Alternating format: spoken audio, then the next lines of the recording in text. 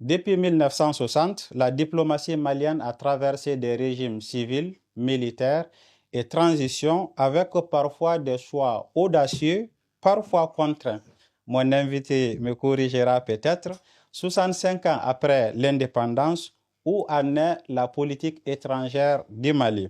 Entre héritage, rupture et nouveaux partenariats, nous en parlerons aujourd'hui avec Birahima Soumaré, ancien ambassadeur et conseiller diplomatique du Mali de plusieurs présidents, je vais dire conseiller diplomatique de plusieurs présidents de la République du Mali.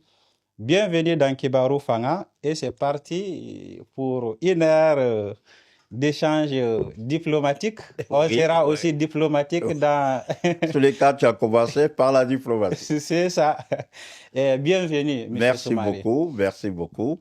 Je suis très heureux d'être ici, de pouvoir partager un peu à la fois mon expérience et les quelques connaissances que j'ai dans le domaine de la diplomatie. Et je crois que c'est très important qu'en ce moment précis où on a fêté notre indépendance, qu'on puisse parler de la vitrine du Mali. Et la vitrine, c'est la diplomatie. Tout à fait.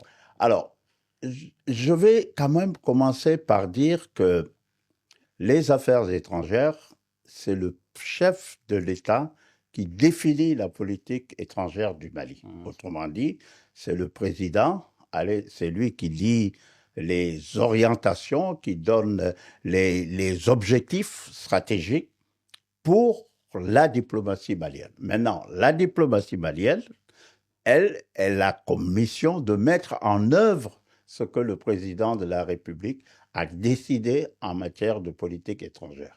Donc, vous avez la politique étrangère définie par le président de la République. Vous avez la diplomatie qui est un instrument par lequel, avec les ambassades, avec les traités, etc., par lequel maintenant on met en œuvre ce que le chef de l'État, chef suprême de la diplomatie, a défini. Tout à fait. Et c'est bien d'avoir cette base avant d'aller dans le vif du sujet. J'aimerais que vous commenciez par vous présenter. Je suis sûr que votre nom interpelle beaucoup de Maliens. Et avant d'aller dans le vif du sujet, j'aimerais dire aussi que vous avez écrit ces livres que nous traiterons dans d'autres émissions de Virus Plus dans les jours à venir. Donc, allez-y pour la présentation. Alors, pour le livre, d'abord, je suis donc le fils du général Soumaré que vous venez de représenter. Et moi-même, j'ai pas fait de carrière militaire, j'ai plutôt choisi la carrière diplomatique. Et donc, mon parcours, c'est un peu le Centre d'études diplomatiques et stratégiques et l'Institut des relations internationales et stratégiques de Paris. Et comme vous l'avez dit lors de votre présentation, j'ai eu la chance d'être ambassadeur, conseiller diplomatique de 3 chefs d'État maliens. Dans une période où, donc 2012 jusqu'en 2014, une période assez sensible du Mali. Peut-être qu'on en parlera. Donc, Amadou Toumani Touré, Dioncounda Traoré et Ibrahima Boubacar Keïta, avant d'être le premier ambassadeur du Mali en Turquie. Et je vois maintenant que les relations entre le Mali et la Turquie se renforcent. On a toujours eu comme idée que la Turquie, c'est un pays où on vend des meubles, des tissus, etc. Alors qu'en réalité, c'est une puissance économique et même militaire, parce qu'ils ont l'industrie militaire. Tout à fait. Voilà un peu ma présentation. Ok, d'accord, c'est bon. Je pense qu'avec l'introduction de départ et votre présentation, nous pouvons aller plus loin dans les sujets. Et j'aimerais vous demander, quand on regarde le parcours diplomatique du Mali depuis 1960, quels ont été, selon vous, les grands choix fondateurs posé, parce que quand on dit fondation du Mali, c'est Modibo Keïta, posé par Modibo Keïta. Excellent.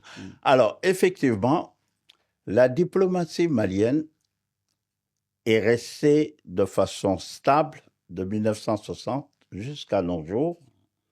Et ça, c'est dû aux options que le président Modibo Keïta a définies. En réalité, il les a définies le 21 mai 1963.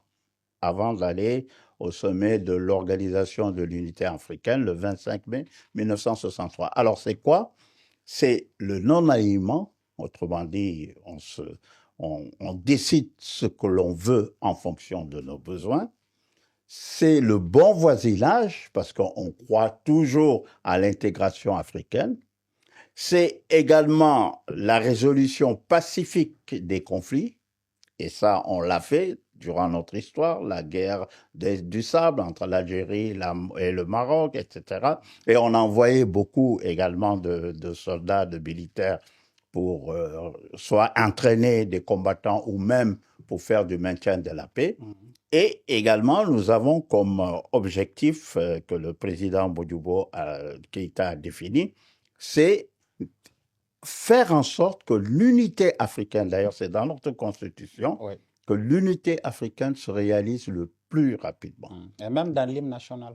Même dans l'hymne national. Alors l'hymne national d'ailleurs qui a été écrit le 9 août 1962 et qui, comme vous le dites, le traduit, écrit par Seydou Badian et ça le traduit. Et même le drapeau du Mali, parce qu'en réalité le drapeau du Mali, vous voyez, c'est vert, or, rouge. Oui. Mais c'est une réminiscence du drapeau de la Fédération du Mali. Il y avait juste le Kanaga. Oui, il y avait juste le Kanaga au milieu, mais sinon c'est un peu ça. Alors le président Modibo, dans ses objectifs stratégiques, il avait aussi défini le fait que notre pays, l'Afrique, ne saurait être le berceau ou le centre où des forces étrangères devraient stationner et s'occuper de la sécurité de notre pays ou du continent. Donc, c'était un panafricanisme, mais au sens unité africaine, parce que comme vous le savez, le panafricanisme est né quand même dans les Caraïbes. Oui. Donc, voilà en réalité la structuration modibiste que tous les chefs d'État du Mali, que ce soit à l'heure actuelle jusque tout ce qu'on a connu, ont plus ou moins appliqué. OK. Voilà. Parce qu'on est resté très longtemps dans notre position de non-aligné et la diplomatie de Modibo, comme vous l'avez dit, c'est caractérisé par la solidarité africaine, le bon voisinage, voilà, etc. Et est-ce qu'on est très longtemps resté non aligné, on en parlera après. Est-ce que cette politique étrangère du Mali n'a pas été, comme certains disent, handicapante pour le Mali? Bon, vous savez, il n'y a pas un pays, en réalité, si on observe bien, il n'y a pas un pays qui ne définit pas ses priorités stratégiques.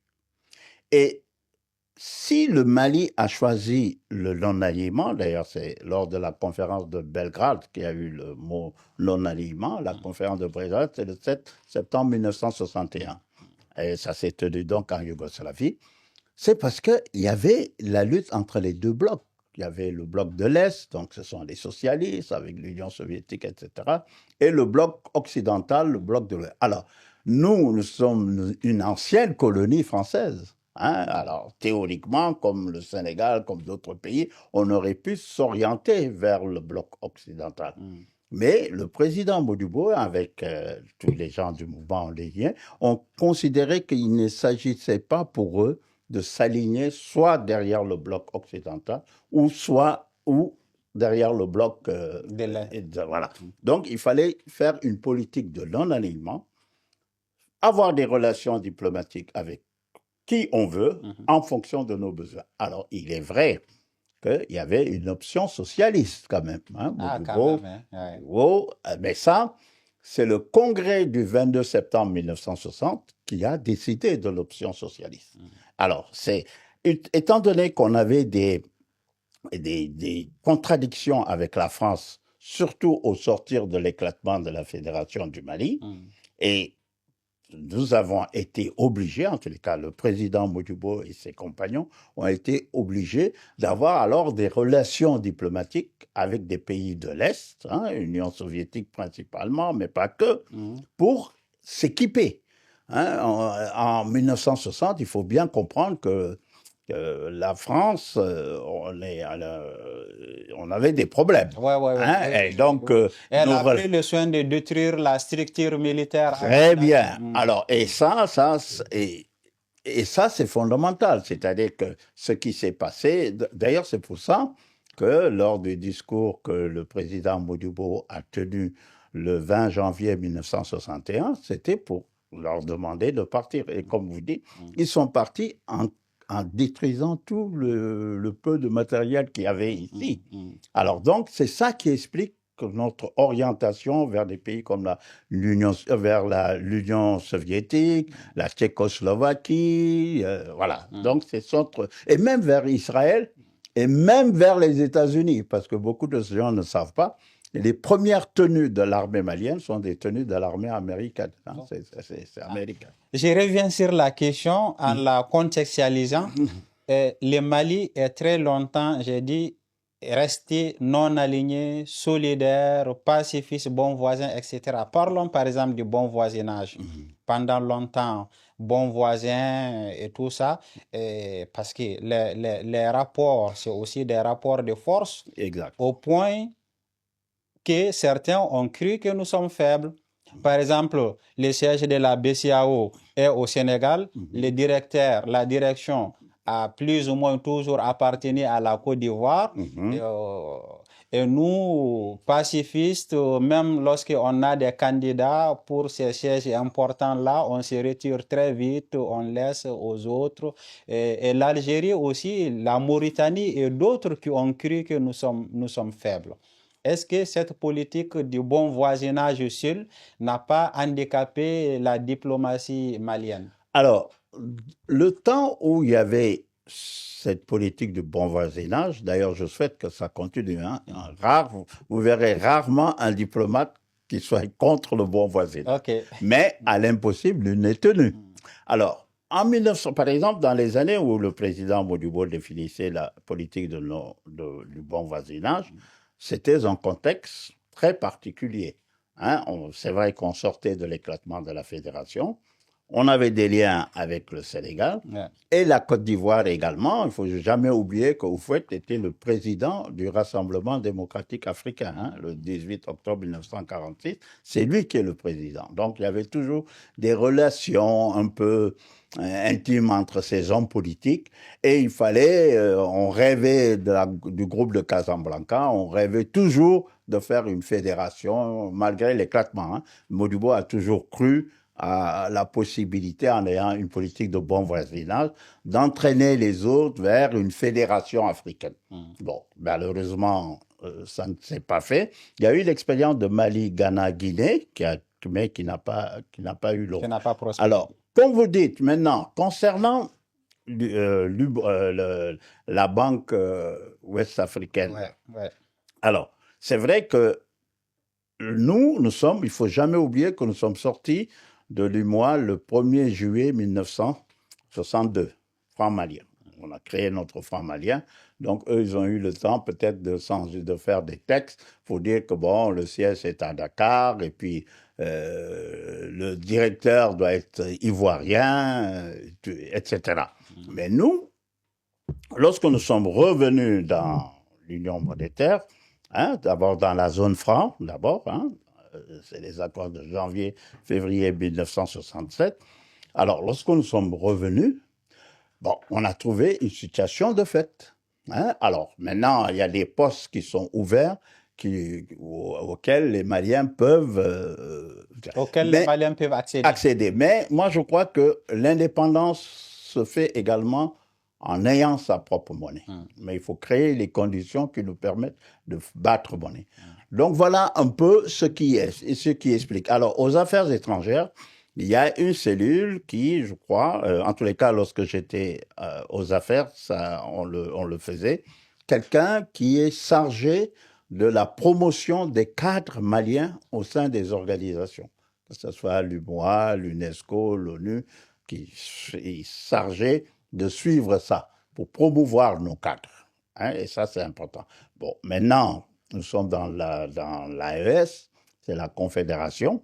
Alors, on a plutôt intérêt à nous positionner pour occuper de façon normale, en partage avec nos partenaires du Niger et du Burkina, des responsabilités qui seront à la mesure Des attentes et des instructions, intérêts. voilà, qui seront programmées. Voilà. Et comment les changements successifs à la tête du Mali ont influencé la diplomatie malienne? Est-ce que chacun a pris une orientation ou bien? Voilà. Alors, malgré ce qu'on vient de dire, le non-alignement, bon voisinage, pacifique et tout ça, il y a des spécificités. Okay. Par exemple, moi, le régime de Modibo Keïta, ça c'est la première république, c'est un régime socialiste. Autrement dit, même s'il y a le non-alignement, nous étions beaucoup plus, on avait plus de relations avec des pays comme l'Union soviétique, comme des pays comme Cuba, comme la Chine, le Vietnam. Hein, regardez les voyages de Modibo Keïta, c'était le Vietnam, la Chine, etc. Alors donc ça, c'était la structuration de la Première République due à des vicissitudes historiques nées de l'éclatement de la Fédération du Mali et nées également de nos rapports avec la France. Donc ça, c'est le... Ensuite, il y a eu le régime de Moussa Traoré. Alors là, c'est une sorte de pragmatisme. Moi, je le considérerais comme ça, dans la mesure où, à partir de... D'abord, il part en France, hein, en avril 1972. C'est le premier chef d'État malien qui va en France. Il est colonel en ce moment. Il fait une visite en France. Ça veut dire quoi? Il tente de renouer les relations diplomatiques. Alors que le président Modibo, en tant que chef d'État du Mali, n'a jamais mis les pieds en France. Hein. Sa dernière visite, c'était le 2 septembre 1960. On n'était pas encore indépendant. Okay. Donc, avec Moussa Traoré, il y a cette inclinaison, pas très forte, hein, mais inclinaison tout de même vers la France, tout en maintenant les relations avec l'Union soviétique. Hein. Vous voyez les voyages de Kissima en Union soviétique pour l'équipement de notre armée. Et le Mali reste toujours dans la dynamique du non-alignement. Et vous avez un excellent ministre des Affaires étrangères de cette époque, Alioune Blondin Bey, oui, à l'image de Barema Bokoum et à l'image de Ousmane Ba de la Première République. Ça, c'est des personnalités auxquelles moi je me réfère. Hein. Ils ont sous la direction, bien entendu, du président Modibo. Donc, il y a ça. Ensuite, vous avez eu la transition. Hein, bon, là, c'est la première transition, okay, hein, qui donne maintenant la naissance au régime de Alpha Condé. Alors là, maintenant, moi, je considère que ce moment-là, c'est une grande ouverture maintenant diplomatique vers des organisations internationales. Et ça, c'est très important. Et c'est également le moment où on réaffirme, comme au temps de Modibo Keïta, notre volonté de l'unité africaine. Alpha Condé a dirigé l'Union africaine. C'était le premier président de la Commission de l'Union africaine. Donc, sous cette période d'Alpha Condé, c'est le multilatéralisme, okay, est très développé. Et également cette volonté africaine de pouvoir asseoir une doctrine, une culture africaine. Et ça, je peux dire également que c'est issu du régime de Modibo Keïta, parce que lors de la conférence, nous étions membres de la commission de décolonisation, et Modibo a toujours célébré le fait que l'Afrique constitue une unité, et c'est ce qu'Alpha Condé va reprendre. Ensuite, maintenant, il y a eu le régime d'Amadou Toumani Touré, et c'est la période où d'abord, il continue toujours cette dynamique du multilatéralisme, du non-alignement, tout ça, c'est toujours les mêmes principes, mais on vit maintenant la période de crise, hein, à partir de 2010, même 2006, hein, 2006, c'est les premières attaques des mouvements, et puis ça continue. Donc, on peut dire que lui, c'est une période de relations dynamiques et également de crise qui vient à petits pas. Une diplomatie de crise. Donc, Voilà. ouais. Alors donc, c'est pour ça, ATT a proposé ce que personne n'a voulu suivre et que les gens ont commencé à faire avec le G5 Sahel, d'ailleurs, qui n'existe plus selon moi. Ouais. Alors, le président Amadou Toumani Touré a proposé la création d'une conférence sahélo-sahélienne qui aurait regroupé tous les pays de la sous-région pour essayer de définir une stratégie pour lutter contre le terrorisme. J'étais aux affaires à ce moment-là. Aucun pays africain, Burkina, Algérie, ils n'ont pas voulu suivre ce schéma-là. Et les bailleurs également, les partenaires internationaux aussi, ont fait la moue. Donc, déjà, lui, il avait, en tant que militaire, on avait déjà ce problème-là. Ouais. Ensuite, maintenant, on a eu, avec la grosse crise, la période de John Kounda. Alors, avec 2013. 2013, ça commence en 2012. En décembre 2012, c'est la catastrophe. Il y a l'armée, on crée ce qu'on appelle après la MISMA, tout ça. Donc, c'est une période assez trouble. Et c'est la période où John Kounda a comme objectif, et je pense qu'il a réussi, de remettre le Mali au devant de la scène internationale en faisant prendre conscience aux gens ce que ATT a voulu faire, mais il le dit lui-même, que la crise du Mali, le défi sécuritaire du Mali n'est pas isolément malien. Ça peut concerner tous les pays de la sous-région. Alors, donc, c'est avec lui maintenant qu'il y a les interventions étrangères. C'est sous la transition qu'on a Serval, l'amunissement en avril 1900. Et tout ça, c'est des faits diplomatiques. C'est des faits diplomatiques, hein, c'est toujours les relations internationales. Et bon, vous savez, lorsque votre pays est en péril, on n'appelle pas les anges pour discuter du sexe. On ne discute pas du sexe des anges. Hein. On prend des mesures idoines pour pouvoir faire en sorte que la crise ne puisse pas faire disparaître le pays. C'est ce qui a été fait. Et donc, cette diplomatie de crise, et même avec un accent particulier sur la coopération militaire avec différents pays et même des Nations Unies, est-ce que c'est elle qui s'est prolongée jusqu'à présent ou bien elle... Alors, ça c'est bon que ça s'est prolongé avec le régime de Ibeka.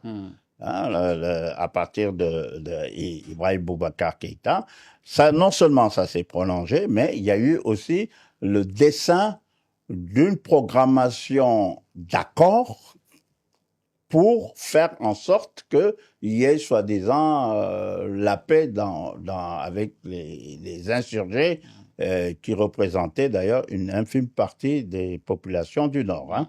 Alors c'est ce qu'on appelle les accords d'Alger. Alors ça, je peux vous dire, étant son conseiller diplomatique, en fait, il n'était pas tellement pour les accords d'Alger. Il a tout fait pour esquiver les accords d'Alger. Et comment ça, le président n'était pas pour, mais le Mali a signé quand même? Après, vous savez, je ne sais pas si vous vous souvenez du discours que Ibeka avait tenu même au Centre international de conférence lorsqu'il s'était agi de signer les accords. Il a répondu à un responsable des Nations Unies ici à Bamako, qui est français. Bon, voilà, c'est à vous de connaître le nom, en lui expliquant que le Malien, on n'est pas un pays de gueux, on ne se laisse pas prendre n'importe comment. C'est à cette occasion qu'il a dit que nous fûmes quand certains n'étaient pas... Très bien. Alors donc, mais vous savez, alors c'est ça la politique étrangère. Souvent, lorsqu'il n'y a pas une forte détermination, je crois que c'est ce qui a peut-être manqué, ou en tous les cas, on n'était pas peut-être en position, ou alors il n'y avait pas une volonté d'accompagnement de ce désir de prendre les choses par nous-mêmes et surtout de ne pas accepter que des accords soient signés, soient conçus. Bon, même si c'est signé à Bamako, c'est conçu à l'extérieur du Mali, alors que c'est un problème interne, alors que ça aurait pu être réglé de façon interne par le ministère de l'Intérieur, de l'administration Je territoriale. comprends que vous êtes diplomate, mais ici, j'aimerais que vous soyez plus explicite. Est-ce que c'est vraiment quelque chose d'imposé? Est-ce que, comme on l'entend ici et là, les présidents et les dirigeants étrangers, comme la France et d'autres, donnent des consignes, exigent des choses à nos dirigeants? Est-ce que cela est vrai? Alors, une chose est sûre, c'est qu'on n'a pas eu de dirigeants Béni Vivier ou Falasson ou non. Ça, je peux vous le garantir. Chacun, c'était pas du Modibo Keïta au sens propre parce que c'est un contexte différent, mais je ne peux pas accepter d'entendre que les différents chefs d'État là étaient je ne sais pas, Des gouverneurs. des gouverneurs de l'AOF sous le contrôle de Jacques Foccart ou quoi que ce soit. Ceci étant dit, il y avait de la pression. Ça, on ne peut pas le dire, on ne peut pas le nier. Lorsque vous commencez à avoir des rapports avec Fonds monétaire international, la Banque mondiale, lorsque vous avez des problèmes de financement, lorsque vous avez certains projets, et vous savez, c'est pour ça qu'il est important que nous puissions revoir l'architecture internationale, que nous puissions redéfinir par nous-mêmes et créer par nous-mêmes nos instruments de développement, de contrôle, de validation. Donc, il passe toujours par des moyens de financement, d'appui et dans les organismes internationaux pour influencer. C'est ça? C'est pas direct, quoi. En tous les cas, mais certains disent que dans le conseil des ministres, il y avait des Blancs, des Français et d'autres qui participaient. Au Mali, depuis le président Modibo Keïta, peut-être que ça existe dans d'autres pays, je ne sais pas. Mais ici, des Français au conseil des ministres, ah non, jamais. Jamais. Ça, je le dis, bon. Le problème, c'est même pas qu'il y ait des Français au Conseil des ministres. Le problème, c'est est-ce qu'on est sous l'influence de la France ou bien des impérialistes ou bien des colons. C'est ça le plus important. Mais vous ne verrez pas de présence physique européenne dans nos conseils des ministres, que ce soit depuis le temps de Bodibo, Alpha Konaré. Alpha même avait refusé d'aller à Dakar rejoindre, parce que Chirac l'avait convoqué. Il avait refusé. Modibo, n'en parlons pas. Même ATT, pourquoi on a eu des problèmes?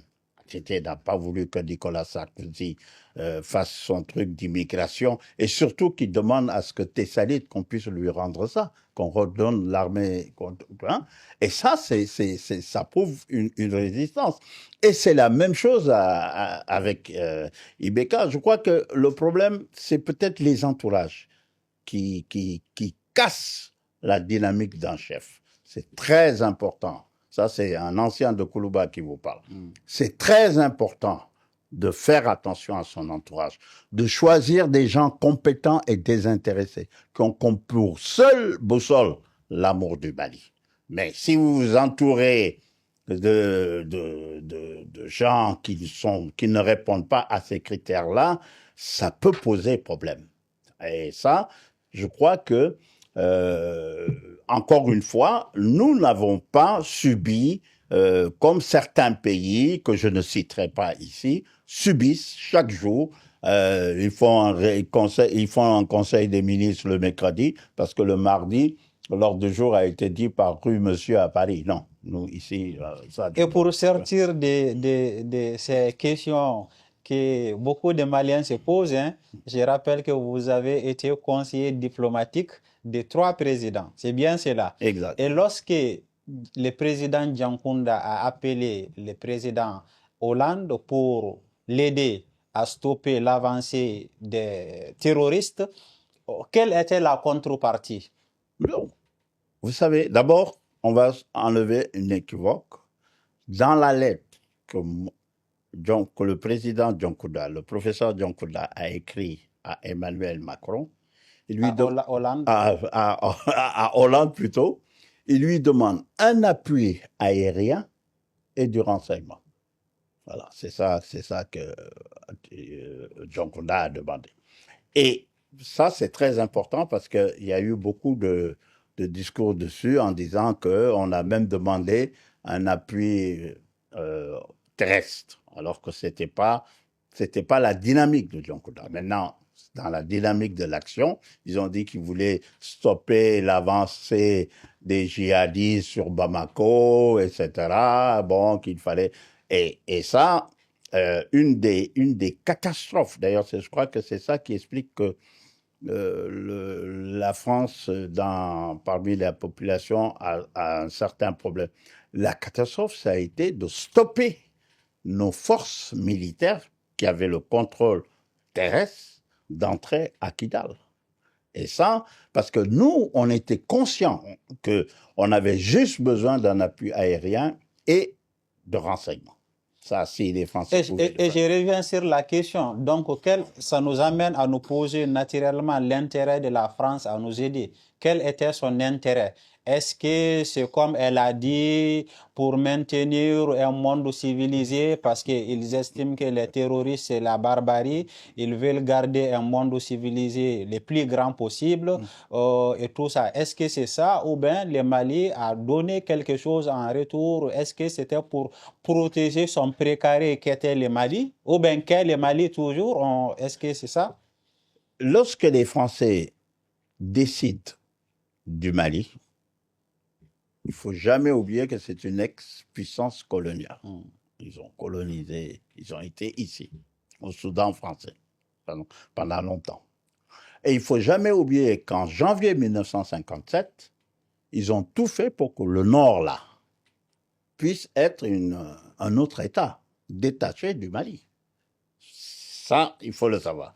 Il ne faut jamais oublier également que Mamadou Madera Keïta, en 1959, est allé au nord discuter avec les populations parce que certains avaient écrit, certains Touaregs, pas tous, minoritaires, plus que minoritaires, avaient écrit pour demander qu'ils étaient contre l'indépendance du Mali. Et toutes les notabilités du Nord ont décidé de suivre le Mali à l'indépendance. Donc, et également, une puissance grande, moyenne ou autre, qui travaille avec vous, c'est pas pour vos beaux yeux, hein, c'est pour ce que vous peut-être représentez sur votre sous-sol, sur votre position géographique, stratégique. Alors, le Nord, regardez, à chaque fois qu'il y a des mouvements de groupes violents, essayez de voir la cartographie géologique du lieu où ces mouvements évoluent. C'est jamais innocent. Hein? Alors, et ça, c'est pour ça, moi, je me dis que c'est bien de ne plus avoir en tête qu'une France, que les États-Unis ou la Turquie, dont j'étais l'ambassadeur, ils ne viennent pas chez nous pour nous sauver ou pour nous, je ne sais pas, la civilisation universelle. Ils viennent parce qu'ils voient un intérêt à nous. Alors, c'est à nous maintenant de savoir travailler ces intérêts-là. C'est à nous de définir une politique étrangère fondée sur nos capacités et non qu'on soit là à subir comme ça a été quand même un certain temps où il y a eu que peu ou prou des accords léoliens qui ont été signés, etc. Bon, on revient là-dessus, et ça, c'est bien. Je crois que ça, c'est extrêmement important, et je suis content que vous puissiez poser cette question. Ça prouve le niveau maintenant de conscience que les personnes ont. On peut donner le nom de François Hollande à son enfant ou bien au gars là, boiteux ou quoi là, Ouais. mais il faut pas de sentimentalisme dans les relations Tout à fait. internationales. Excellence, vous n'avez pas, en diplomate, vous n'avez pas voulu répondre directement à ma question. Bon, pour fermer la fenêtre impérialisme, parce que je me suis éloigné de mon questionnaire depuis un moment, on parle de l'impérialisme. Certains disent que l'Algérie elle-même se considère comme une puissance régionale qui est jalouse de l'influence française dans la zone, qui veut elle-même étendre son influence et tout ça.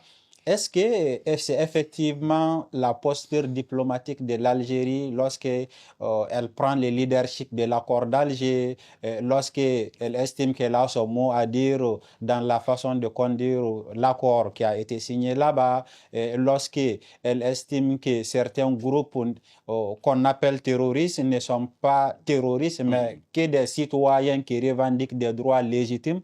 Est-ce que c'est de l'impérialisme, cette posture?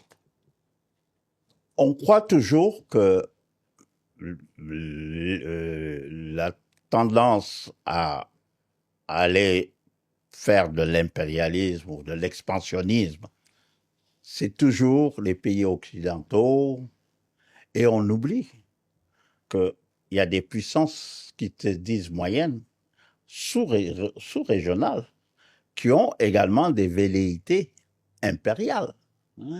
Et là, vous parlez de l'Algérie, mais il n'y a pas que l'Algérie, hein.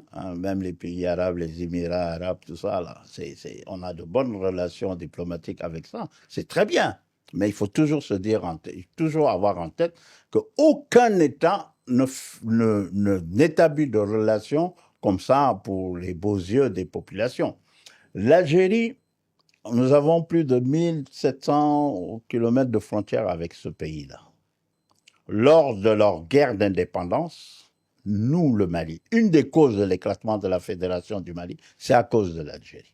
Ah bon? Parce que Modibo Keïta a dénoncé les essais nucléaires du 13 février 1960 qui se sont faits dans le Sahara.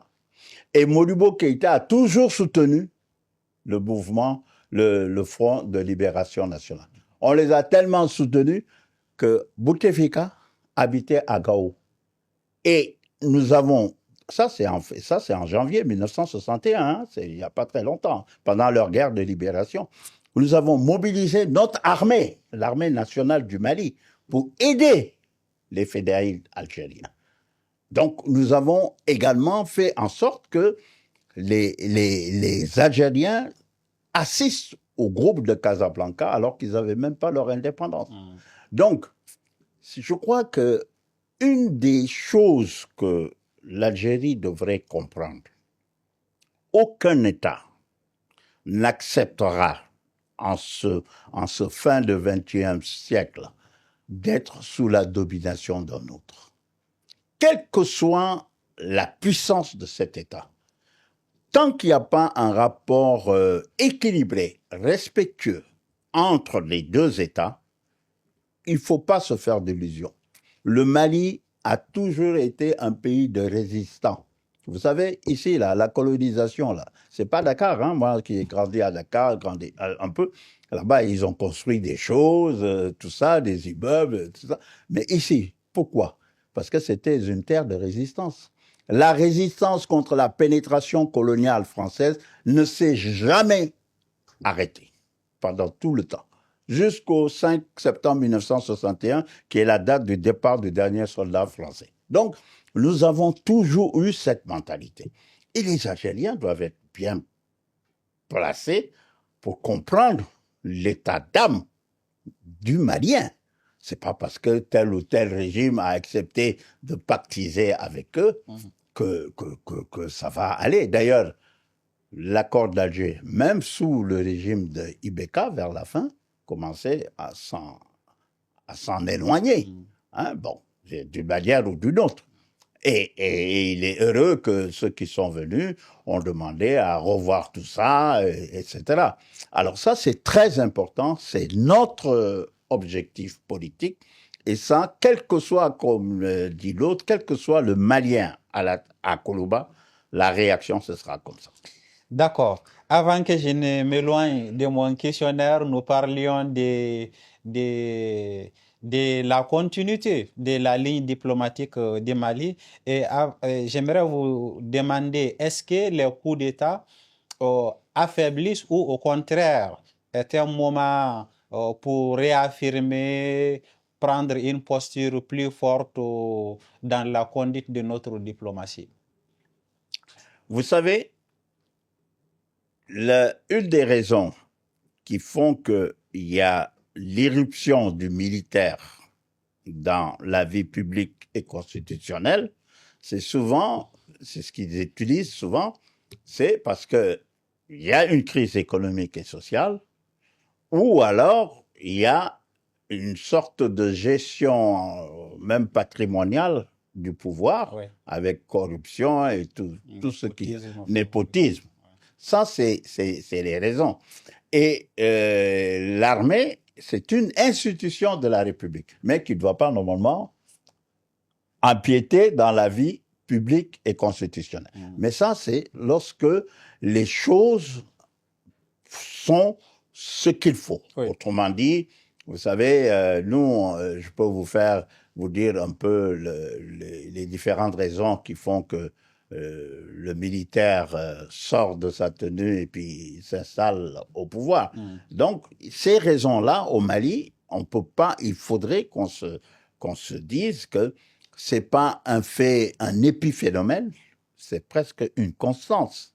Hein, il y en a eu en 68, on a à peu près 5 coups d'État à peu près. Hein, et puis, coup d'État, eux, ils considèrent d'ailleurs que ceux qui sont au pouvoir pendant qu'ils viennent prendre le pouvoir, que c'est eux qui ont fait le coup d'État.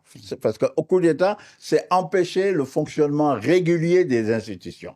Mais s'il y a une crise économique, du népotisme et tout ça, on peut considérer ça. Mais l'idéal, quand même, c'est que nous ne puissions pas vivre ce genre de situation parce qu'on en paye après le prix. Il faudrait après reprendre les choses, retravailler les choses, ça prend du temps. Et souvent, c'est parce que des embûches ont été mises par le pouvoir civil que ces militaires-là font irruption dans la vie publique. Alors, souhaitons maintenant un retour à l'ordre constitutionnel, parce que ça c'est très important, pour continuer à vivre normalement comme on vit sous un régime militaire ou comme on vit sous un autre régime. Mais il est important, d'ailleurs, c'est chaque fois que le militaire prend le pouvoir, il se dit qu'il le prend pour redresser le pays. Ensuite, lorsque les conditions seront propices, retourner dans les casernes. Alors, et est-ce que les partenaires comprennent cela? Est-ce qu'ils les prennent bien ou mal? Parce qu'effectivement, parfois, dans certains régimes démocratiques et conduits par des présidents démocratiquement élus, parfois ça ne marche pas toujours. Ça ne marche pas toujours. Est-ce que les partenaires comprennent la volonté de ces fragments des Maliens qui prennent parfois la responsabilité de débloquer la situation? Oui. Alors, c'est-à-dire, c'est pour ça qu'il ne faudrait pas accorder à quelqu'un des condamnations et ne rien dire lorsque c'est un autre cadre qui le fait. Prolonger les mandats du président, 4e mandat, 5e mandat. C'est pire qu'un coup d'État. Alors, mais pourtant, c'est rare que vous entendiez qu'on en parle. Alors, il faudrait qu'il n'y ait pas deux poids, deux mesures, qu'il y ait un discours clair. Mais est-ce que c'est possible de dire un discours clair? C'est pas possible parce que... Surtout vous, les diplomates, vous n'êtes jamais clair, quoi. Toujours à ne pas vexer. Voilà. Et j'invite ceux qui nous suivent aussi à être diplomates dans leurs commentaires. Ouais. Oui. Non, parce que c'est important. Mais il faut y regarder, par exemple, il suffit de regarder le monde pour comprendre que le monde, certains sont prêts à crier haro sur le baudet lorsqu'il s'agit de certains pays, mais ne le font pas lorsqu'il s'agit d'autres pays. Hein? Moi, je ne peux pas comprendre, par exemple, que on ne parle pas de la situation d'un quatrième mandat qui peut venir amplifier la crise que nous vivons déjà dans la sous-région. C'est silence radio. Alors, et lorsque des conditions maintenant se font pour que la tenue kaki vienne au pouvoir, et là, c'est des cris d'orfèvre. Alors, c'est pas compréhensif. Et beaucoup de gens maintenant se posent des questions sur ce plan-là. Alors, donc moi, je considère que à chaque fois qu'il y a un mouvement dans un pays, ce mouvement est dû surtout à des dynamiques de ce pays. Et c'est à ces dynamiques qu'il faut comprendre, qu'il faut s'adresser, qu'il faut analyser pour comprendre ce qui se passe. Et ne pas faire des jugements préconçus. Hein? Nous, ici au Mali, il y a eu la charte sur la démocratie là, au niveau de la CEDEAO, ça s'est fait ici à Bamako. Donc, voyez-vous, et pourtant on dit que nous sommes un pays de coup d'État, patati. Eh bien, mais non. Alors, donc voilà. Donc, je crois qu'il faut être prudent, ne pas faire du jugement de valeur et surtout ne pas critiquer un bord pour exonérer un autre bord. Ça, c'est la catastrophe. Excellence, ce que vous dites est très intéressant. Ça m'amène à vous demander, bon, on ne peut pas sortir de l'impérialisme quand il s'agit des relations Occident-Afrique. Quand il y a des coups d'État, ils condamnent. On a l'impression qu'ils veulent que nous soyons comme eux, ils veulent qu'on soit. Exact. Mais pas qu'on soit comme nous voulons être.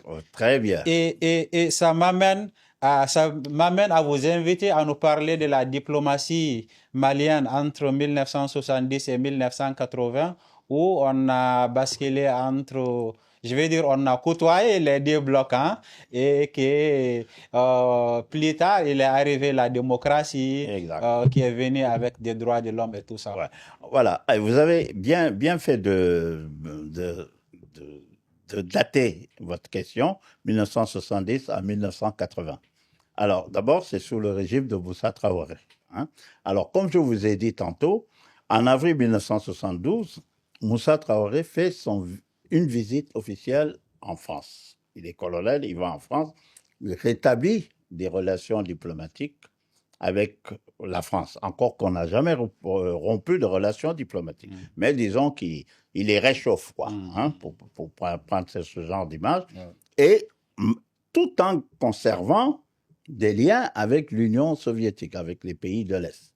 Hein. Donc, on est dans une situation un peu hybride où on a un pied en Occident parce que il y a des intérêts qui font qu'on va vers là-bas. On suit la programmation du Fonds monétaire après. Les entreprises et sociétés d'État sont complètement privatisées, etc. Donc, c'est la période où le régime de Moussa enclenche ce revirement un peu, je dirais pas vers l'Occident, mais en tous les cas vers une sorte de libéralisme qui ne dit pas son nom. Alors, et ça, c'est les régimes occidentaux qui nous invitent à prendre de telles positions. Exactement, c'est ce qu'on appelle le consensus de Washington. Le consensus de Washington, d'ailleurs, on vit toujours dans le consensus de Washington, il faut s'en sortir. Le consensus de Washington, c'est ça, c'est le Fonds monétaire, la Banque mondiale. Il faudrait libéraliser tout, il faudrait accepter les normes démocratiques qui ont été finies. Oui. Ah oui, donc tout ça là est conditionné pour à leur aide, quoi. Si vous voulez qu'on vous aide, faites ceci. Regardez Moussa Traoré lorsqu'il va à la conférence avec Mitterrand et qu'on lui demande. Donc, bon, ça fait partie de ce consensus-là. Et ça, c'est très important de le comprendre que depuis un long moment, ce sont les Occidentaux qui nous disent quoi faire. Nous, d'ailleurs, c'est à partir du 3 mai 2023 que la signature du Mali ne passe plus par la France au niveau des Nations Unies. Autrement dit, à chaque fois qu'on avait une problématique à poser, le porte-plume, c'était la France. Bon, ce n'est plus. Mais moi, j'ai connu ça. Mhm. Alors donc, c'est pour vous dire que il est temps, sans rejeter l'autre, hein, tout en ayant... Ouais, Voilà. comme moi, mon rappeur préféré dit, l'amour de soi n'est pas la haine des autres. Non, Mm. pas du tout, c'est très bien. Mm. Alors, tout en ayant de bonnes relations avec les autres, se faire respecter, ne plus être le état petit nègre là, bon enfant, et à bon, c'est fini ça. Il faut se sortir de là parce que depuis 68, 69, au Mali, on commençait déjà à rentrer dans ça, hein, avec bien entendu vers la fin, on voit ce que le régime de Moussa Traoré, on a vu ce qui s'est passé après. Oui. Donc, il ne faut jamais faire confiance à ce genre de situation. Il faut conduire sa politique en fonction de ses potentialités, mais il ne faut pas non plus exagérer ses potentialités. Parce que c'est vrai que lorsqu'on commence à se développer, on est au Mali, il y a quelques obstacles, quelques blocages qui existent, mais il n'y a pas que l'Occident. Actuellement, il y a ce qu'on appelle la conférence de Shanghai, il y a les BRICS. Le monde est en train de changer. Le pôle stratégique du monde diplomatique, ce n'est plus l'Occident, selon moi. C'est en train d'aller vers des pays auxquels on ne pensait pas qu'il y avait même les mêmes conditions que nous, la Chine. C'est les Chinois, les pays asiatiques, les dragons asiatiques, et également... donc c'est ça. Il faudrait que nous ayons l'opportunité non seulement d'avoir de bonnes relations avec eux, d'ailleurs on l'a, hein, mais qu'on le renforce, et surtout qu'on continue à définir nos objectifs en fonction de nos intérêts. Et ça, c'est important. Ça commence à prendre du chemin en Afrique, même des pays comme on ne sait pas ce qui va se passer chez un de nos voisins actuellement qui va vivre des élections présidentielles, on ne sait pas ce qui va arriver là-bas. On a un autre voisin où il y a une volonté avec des jeunes de vouloir redéfinir les rapports. On ne sait pas comment ça va finir. Ouais. Donc, voyez, donc il y a... Bon, je ne parle pas maintenant de l'AES, qui est une autre entité par rapport à la CEDEAO, qui malheureusement, la notion de CEDEAO des peuples n'a peut-être pas pris assez de force et qui explique que beaucoup de gens se méfient un peu de cette organisation, qui est qui est une des rares à avoir réussi, mais qui est quand même, qui suscite des interrogations. Vous avez parlé du multilatéralisme. J'aimerais vous demander, j'aimerais vous inviter à parler de la rivalité qui existe non seulement entre les pays africains vers les partenaires et les partenaires vers les pays africains. Vous avez parlé tout à l'heure des mécanismes qu'ils utilisent pour nous manipuler. Est-ce qu'il arrive qu'ils aillent jusqu'à fomenter des coups d'État, à placer des espions ici et là? Moi, j'ai vu les espions dans les films. Hein. Je suis sûr que dans la réalité, ça existe. Et je vais terminer ma question.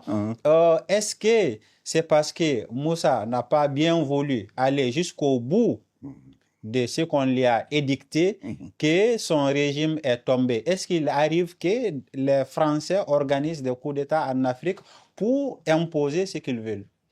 Une des choses qu'il faut savoir, et la diplomatie, c'est aussi du renseignement. Chaque fois que vous voyez une ambassade ouverte, fonction, eh bien, dites-vous que ce n'est pas seulement pour faire de la diplomatie, hein, c'est fait aussi pour ce qu'on appelle de l'intelligence, le renseignement. Et ça, c'est effectivement, c'est des choses qui malheureusement ont pion sur rue partout, en Afrique, en Europe, partout. Et vous faites bien de prendre l'exemple de feu le général Moussa Traoré, qui, après la conférence avec Mitterrand, qui a refusé. Ah, en fait, il ne refusait pas le multipartisme. Il disait qu'il fallait d'abord qu'il y ait un congrès de l'UDPM à Cati qui décide maintenant du multipartisme, puisque c'était un parti constitutionnel. Ensuite, il va pouvoir le faire, mais pas sous les injonctions de la France, quoi. Hein? Mais il faut aussi savoir que le mouvement démocratique n'a pas attendu que la France convoque Moussa pour lui demander la démocratie. Il y avait une lutte démocratique très forte, clandestine, qui s'est faite ici. Hein. Je rends hommage d'ailleurs à Tchiblé Dramé, qui est décédé. Il y en a d'autres. Alors, autre diplomate. Voilà, un autre qui était ministre des Affaires étrangères. Donc, il y en a d'autres. Donc, ça, c'est très important. Alors, vous posez un problème qui est très réel. En France, ils ont créé ce qu'on appelle la cellule africaine, qui était dirigé par Jacques Foccart. D'ailleurs, petite anecdote, les gens ne savent pas, mais le 15 mai 1969, Jacques Foccart était en visite à Bamako. Le 9 novembre 1960, le 15 mai 1968 plutôt, Jacques Foccart était en visite ici. Ah. Le 9 novembre 1968, Yvon Bourges, secrétaire d'État, était là également à Bamako. Alors, c'est pour vous dire que, bon, vous tirez les conclusions que vous voulez là-dessus, mais je vous donne des éléments factuels. Ouais, d'emblée, moi, j'ai dit que ça ne peut pas être une coïncidence, mais je n'ai rien dit non plus. Continuez, s'il vous plaît. Voilà, c'est-à-dire que c'est pour vous dire que les choses, lorsqu'un État a envie d'avoir des ressources ou bien contrôler un autre État, il peut enclencher des processus de déstabilisation. Ça peut être par le coup d'État, par manipuler les forces armées. Ça peut être aussi par la désinformation. C'est très important, la désinformation. Ça peut être par là. D'ailleurs, c'est une arme fondamentale actuellement. Ça peut aussi être par le fait qu'on fasse tout pour qu'au niveau des organisations internationales, vous soyez isolés. Ça, c'est des techniques aussi qui existent. Ça fait également que souvent, lorsque vous devriez payer à la Banque mondiale ou au Fonds monétaire ou je ne sais quel autre organisme, qu'on fasse en sorte que vos taux d'intérêt, là, soient, le coût de votre dette soit extrêmement important, qui fait que ça vous étouffe. On peut également actionner d'autres États qui sont voisins de vous, pour vous créer des problèmes. Alors maintenant, c'est à nous, maintenant, Africains, de comprendre tout ça et de prendre notre destin en charge, ne pas se faire téléguider, que ce soit par un pays, que ce soit Russie, Turquie, France, tout ça là, c'est la même chose pour moi. Ce qui est important, c'est le Mali.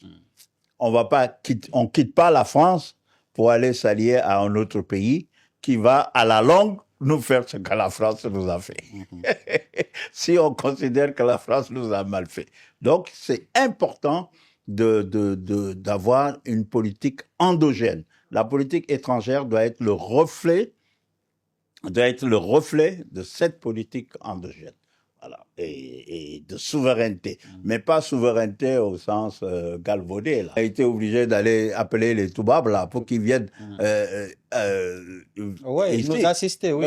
On ne pouvait pas. Alors, imagine-toi, même dans un autre continent, ce genre de situation ne se ferait pas. On ne crée pas un conflit pour des raisons de changement de régime, même si on a une déclaration sur la démocratie. Et on oublie, c'est ce qu'on disait tantôt, ceux qui ont 3, 4, 5, 6, 10, 20 mandats à la tête du pays. Donc ça, c'est... Et puis, mobiliser ça, c'est créer la haine au niveau de notre sous-région. Et je suis heureux de voir qu'il y a eu une levée de boucliers partout, au Niger, et même dans les pays qui étaient censés alimenter des armées pour aller attaquer. Ça, c'est une catastrophe. Ouais, le Togo, par exemple. Le Togo. Et c'est ça, je ne veux pas citer. Et c'est ça qui explique pourquoi, en septembre 2023, il y a la Confédération, on crée notre Confédération, l'AES. Et c'est ça. Maintenant, moi, et l'autre conflit également, c'est cette volonté de comprendre que les problèmes internes du Mali doivent être résolus par des Maliens à l'interne.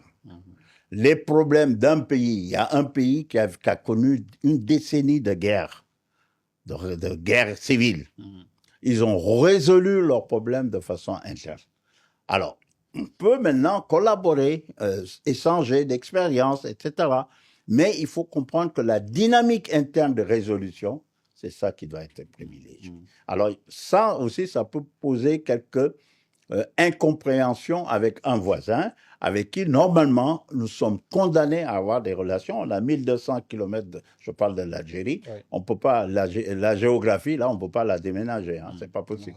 Donc, il faudrait qu'au niveau, à ce niveau-là, qu'ils comprennent qu'il n'y a plus de volonté d'accepter d'être dominé. Il n'y a plus de volonté également d'accepter d'être dirigé ou dicté. On salue, moi je salue la coopération qu'il y a eu entre l'Algérie et le Mali, des échanges en matière scientifique et tout ça, de formation, tout ça, c'est très très très bien. Comme nous avons été les artisans de l'indépendance de l'Algérie également. Donc vraiment, sans empiéter dans nos plates-bandes, que chacun règle ses problèmes à l'interne. Et s'il faut échanger, on échange, mais sur un pied d'égalité et non de domination. Alors, maintenant, pour la Côte d'Ivoire, moi, ma crainte, c'est les élections qui vont se passer en octobre. Mais on estime que...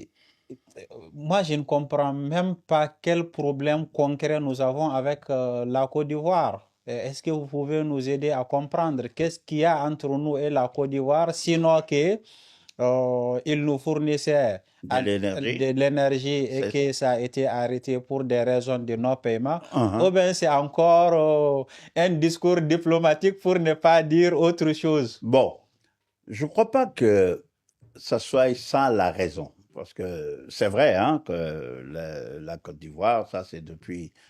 ils nous fournissaient en énergie, ça c'est clair. Bon, mais je crois que le plus important, c'est que au niveau de la Côte d'Ivoire, que les autorités, je ne parle pas du peuple et des associations, des mouvements démocratiques qu'il y a là-bas, comprennent le choix d'options que le Mali est en train de faire. C'est un choix, c'est une période historique que le Mali traverse, et ce n'est pas avec des œillères qu'on va régler les problèmes. C'est par la discussion, le dialogue, et surtout le respect des options de chacun.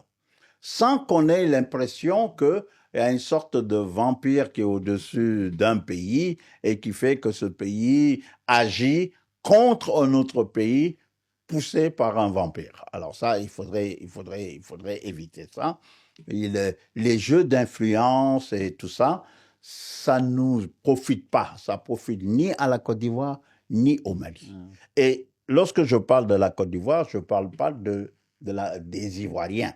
Je fais la différence parce qu'en Côte d'Ivoire, il y a beaucoup de gens qui comprennent le déroulement du monde. Maintenant, j'avoue que je suis un peu perplexe par rapport à l'attitude du président Ouattara, qui a probablement ses raisons, hein, qui est un des sages au niveau du continent. Mais je crois qu'il y a il y a une dynamique qui s'est enclenchée. Je me souviens que lorsque j'étais à Koulouba en conseiller diplomatique, les événements de la Côte d'Ivoire, nous l'avons vécu et nous l'avons bien géré. Le Mali a eu une attitude très, très, très, très noble durant cette période-là, avec Amadou Toumani Touré, ouais. Encore une fois. Et ça, c'est des leçons que ce pays-là doit comprendre. Surtout Alassane Dramane Ouattara. Voilà. Tout en le saluant comme oui, on dit même que durant cette crise, le Mali a accueilli sa famille. C'est un ancien premier ministre du Mali qui l'a dit. Moi, mon impression, c'est juste que la Côte d'Ivoire faire comme les Maliens ou bien les autorités maliennes ne sont pas fréquentables, quoi. Je prends mes distances, ce n'est pas un régime modèle, donc je ne le fréquente pas. Et dans l'objectif de participer au mécanisme qui a été actionné pour nous isoler. Et on ne peut pas vous laisser partir sans parler de la place des nouvelles alliances stratégiques, parmi lesquelles on peut citer la Russie, la Turquie et la Chine. Oui. Alors, c'est vrai. Alors, moi, il y a une chose concernant ces alliances que je voudrais quand même attirer l'attention de nos autorités. Il ne faudrait pas que la prégnance de l'État unitaire actuel fasse en sorte que les décisions stratégiques d'alliance, parce que lorsqu'on est dans une confédération, on harmonise nos positions diplomatiques, que les décisions d'alliance stratégique soient quelque peu, sinon contestées, en tous les cas, qu'il y ait des pratiques qui font que c'est un peu en contradiction avec les options qu'on a décidé de se faire. Hein? Et c'est un peu ça le problème. Je crois que ceux qui sont les praticiens des affaires étrangères, peut-être qu'ils me comprendront. Alors, et comme vous dites, c'est très important que nous ayons des alliances avec la Turquie, en sachant que les Turcs viennent ici pour leur intérêt. Surtout la Turquie dont on ne parle pas beaucoup, alors que, ouais... Moi, je suis très heureux de voir qu'il y a ce truc-là. Depuis 2017, on a développé fortement des accords militaires alors qu'on n'était pas parti pour ça. J'étais en qualité d'ambassadeur. Et également, je crois que depuis un certain temps, il y a une diplomatie turque qui s'intéresse beaucoup aux pays du Sahel et notamment le Mali. Hein, je peux vous témoigner de cela. Mais encore une fois, moi, ce qui m'importe, c'est le Mali. C'est pas la Turquie, c'est pas la Russie, c'est pas la Chine. Parce que tous ces trois pays-là viennent pas chez nous pour rien. Hein. Mais il est vrai qu'il y a des rapports beaucoup plus actuellement bon, rien n'est définitif en diplomatie. Rien n'est définitif. Regardez l'AES, des pays comme le Burkina et le Niger. Ils faisaient partie de ce qu'on appelle le Conseil de l'Entente en 1959, opposé à la Fédération du Mali. C'est ça. Mais aujourd'hui, nos alliés stratégiques, c'est qui? C'est le Burkina et le Niger. Alors qu'avant, c'était le contraire. Donc en diplomatie, rien n'est définitif. Ça, il ne faut pas être obtus en diplomatie. C'est surtout de l'opportunisme. Voilà, c'est de l'opportunité. Il faut être gentil. Hein, pour adopter un discours plus diplomatique. Non, c'est aussi ça, parce que lorsque le Mali a sommé la France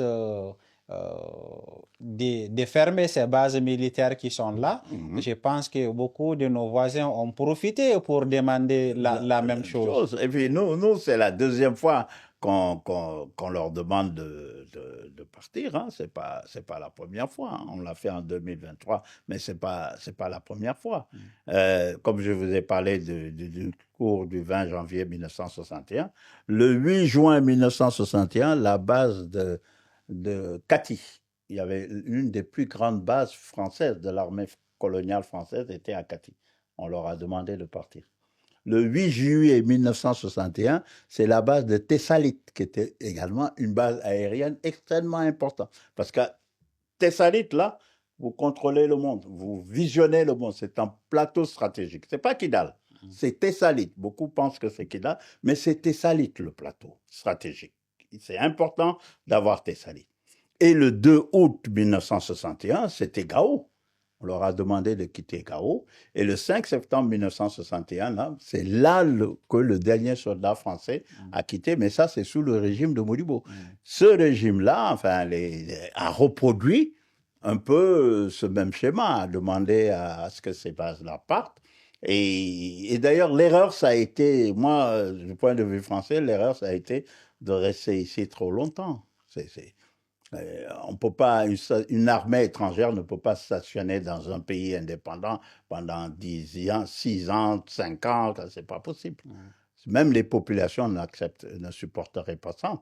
Hein, Modibo Keïta, lorsqu'il disait aux gens là de partir, il disait qu'il faisait confiance à son armée.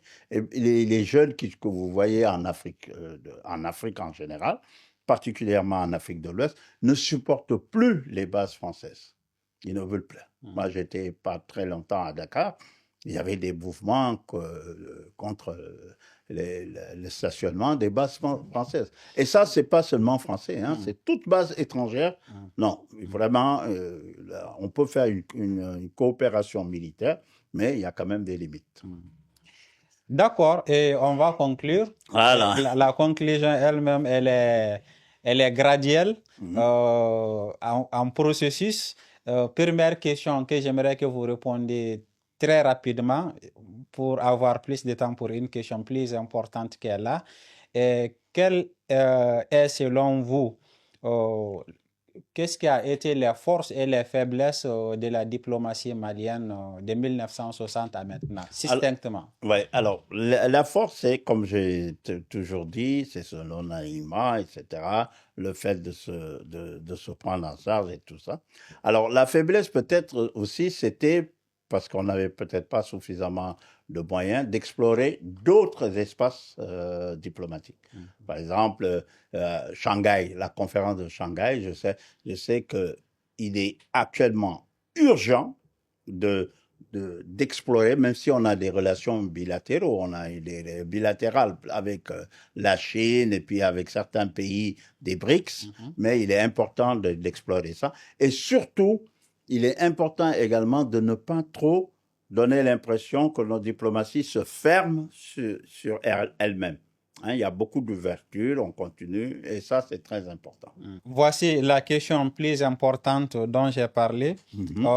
Quel choix stratégique devrait guider le Mali dans les 20 prochaines années pour assurer sa sécurité et son rayonnement international? Bon, c'est comme ça que je l'ai noté, mais en y réfléchissant, peut-être aussi pour que cette diplomatie nous apporte plus de technologie aussi. Moi, je crois que un des aspects le plus important, le gap technologique là, il faudrait qu'on gère ça.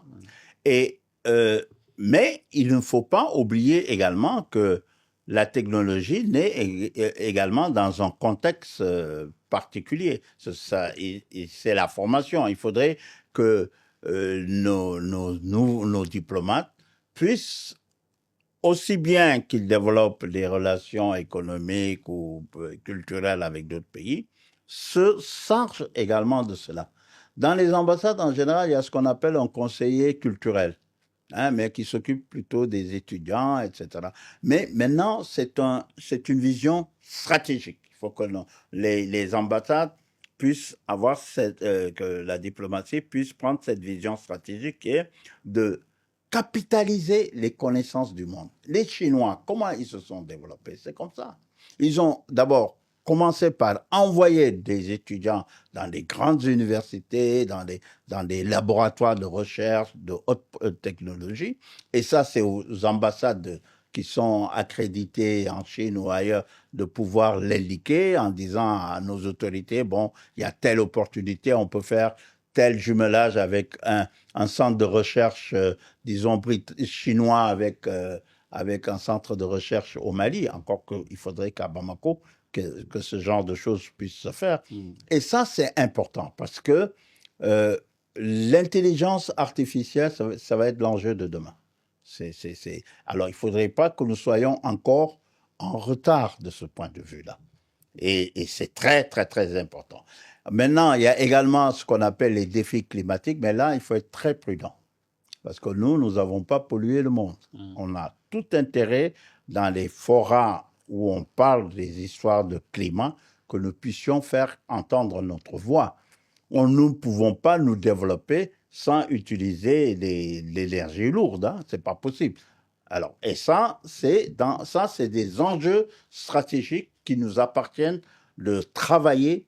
Il faudrait même, au niveau du département des affaires étrangères, si ça n'existe pas en tous les cas, créer une cellule spéciale sur ce plan-là, avec des relations avec le ministère de l'Enseignement supérieur pour les chercheurs qui puissent, et ça dans le domaine scientifique, technologique et scientifique. On a trop mis l'emphase sur les connaissances littéraires, économiques. Oui, on a besoin de technologie. Alors qu'on a besoin de... Regardez, vous allez dire encore que je suis focusé sur la Première République.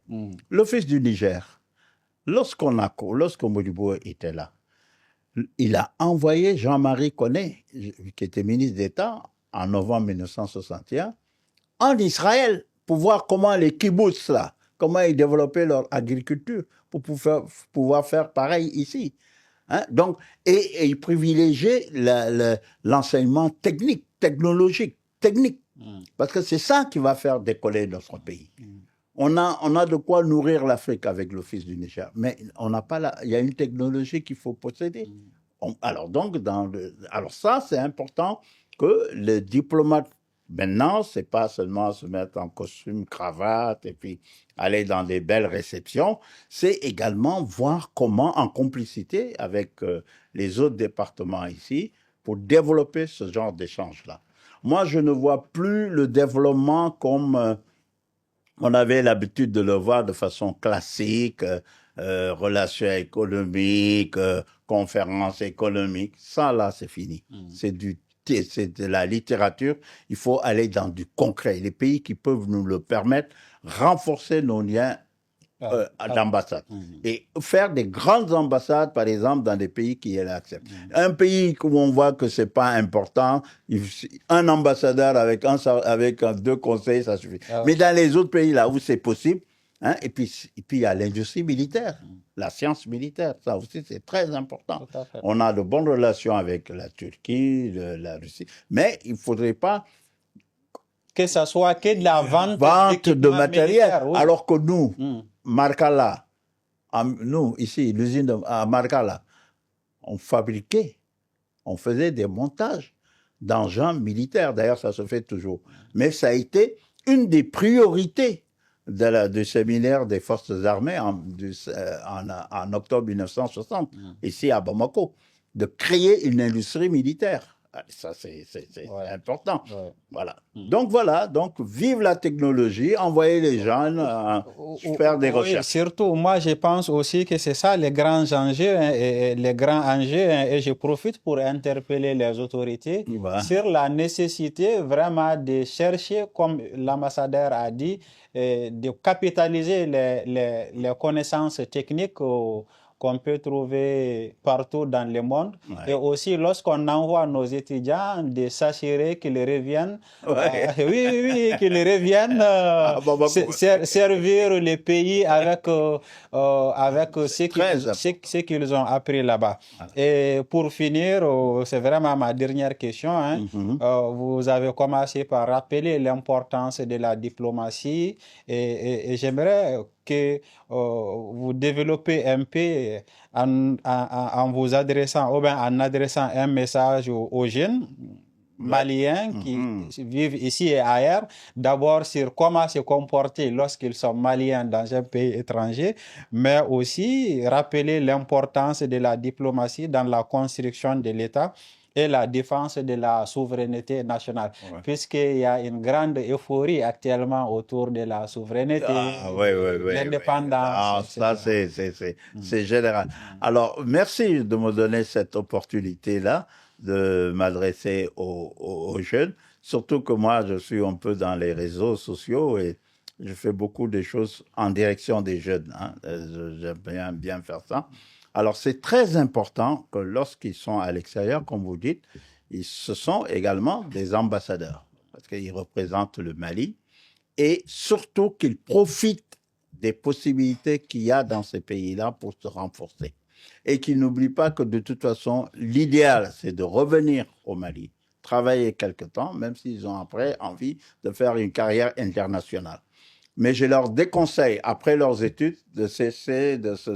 Parce que le monde ira dans un moment où c'est en fonction de vos expériences, vos capacités qu'on vous utilisera.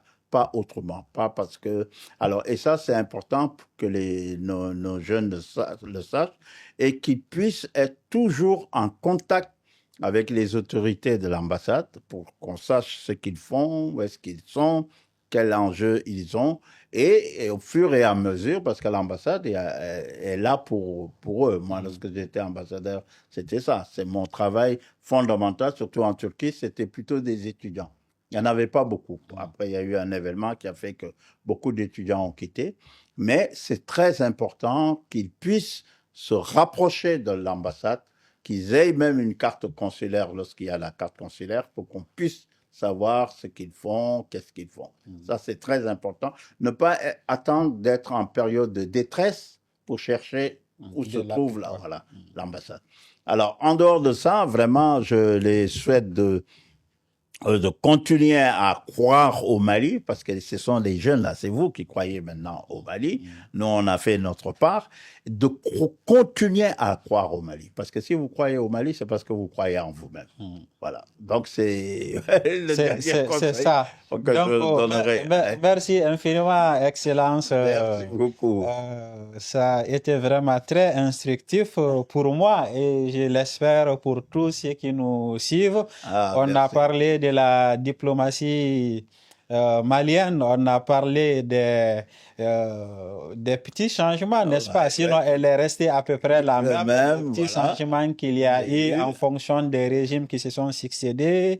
Donc, on a parlé de la diplomatie de solidarité et de bon voisinage, de la diplomatie de développement, de celle des droits de l'homme et la diplomatie de crise. Et plus récemment, on a parlé de la volonté du Mali d'affirmer sa souveraineté internationale.